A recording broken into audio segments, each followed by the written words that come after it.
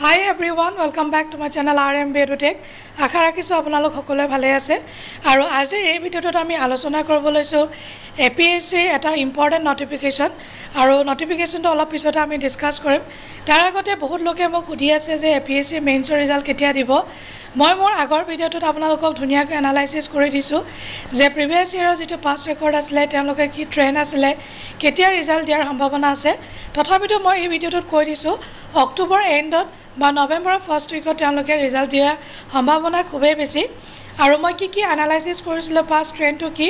এই ভিডিঅ'টোৰ ডেসক্ৰিপচন বক্সত মই লিংক দি দিম তাৰ পৰা আপোনালোকে এবাৰ চেক কৰি ল'ব পাৰিব এতিয়া আমি ইম্পৰ্টেন্ট নটিফিকেশনটো এবাৰ চাই লওঁ আহক আনসাৰ কি যদি আপোনালোকে যায় সৰি ইয়াত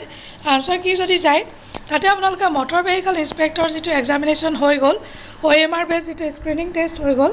তাৰে আনসাৰ কি তেওঁলোকে দিছে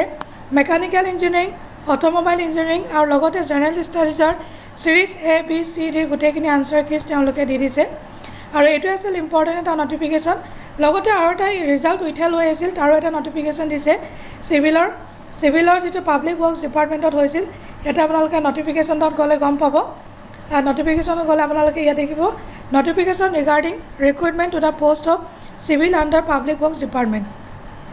আৰু ইয়া দি দিছে in continuation of notification number iman the commission declares the following result which was kept withheld